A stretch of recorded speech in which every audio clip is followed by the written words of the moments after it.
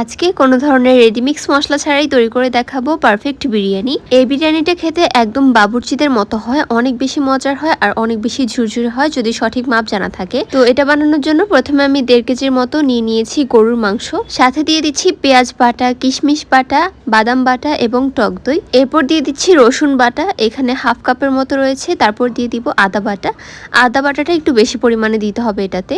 সাথে দিয়ে দিচ্ছি টমেটো সস 3 টেবিল চামচের মতো এবং দিয়ে দিচ্ছি পেঁয়াজ বেরেস্তা। মশলার একদম সঠিক পরিমাণ আমি কমেন্ট বক্সে দিয়ে দিব, আপনারা চাইলে দেখে নিতে পারেন। তারপর আমি এর মধ্যে দিয়ে দিচ্ছি গুঁড়া মশলা, এখানে দারচিনি, এলাচ, তেজপাতা, সাথে রয়েছে জয়ফল, জয়ত্রী, সাদা গোলমরিচ, কালো গোলমরিচ এবং শাহি জিরা। সবকিছু ব্লেন্ড করে কিন্তু এরকম একটা মশলা তৈরি হয়ে গিয়েছে। এই মশলাটা স্টোর করে আপনারা সব সময় বিরিয়ানি রান্না করতে পারবেন। এখন এর মধ্যে মরিচের গুঁড়া, টেস্টিং সল্ট, লবণ এবং বেরেস্তা ভাজার তেলটা দিয়ে ভালো মতো মেখে এরপর চুলায় বসিয়ে দিয়েছি।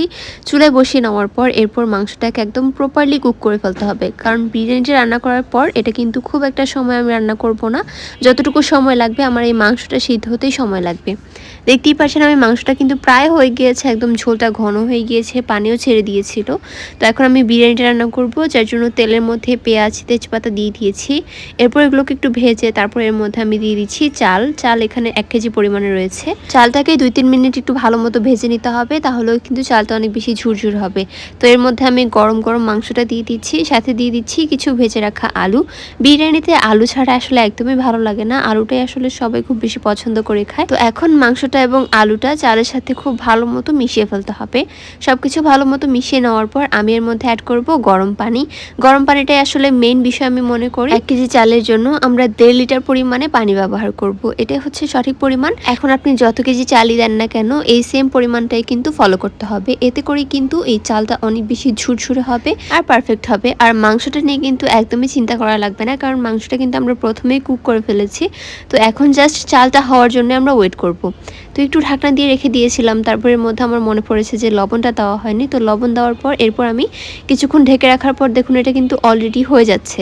তো ওই পর্যায়ে আমি এর মধ্যে দিয়ে দিচ্ছি কিছু কাঁচামরিচ এবং দিয়ে দিচ্ছি গুঁড়া দুধ। গুঁড়া দুধটা দিলে এখানে টেস্ট অনেক বেশি ভালো আসে, তো যার জন্যই কিন্তু আমি গুঁড়া দুধটা দিয়ে ভালো মতো মিশিয়ে নিয়েছি। তো এখন আমি এর মধ্যে অ্যাড করব কেওড়ার জল। কেওড়ার জল দিলে খুব সুন্দর একটা ফ্লেভার বের হয় বা ঘ্রাণ বের হয়। বাবুর্চিরা কিন্তু এটা ইউজ করে থাকে, যার কারণে এটা ইউজ করা হয়েছে। তবে এগুলো স্বাস্থ্যের পক্ষে ভালো না, এটা আমরা সবাই জানি।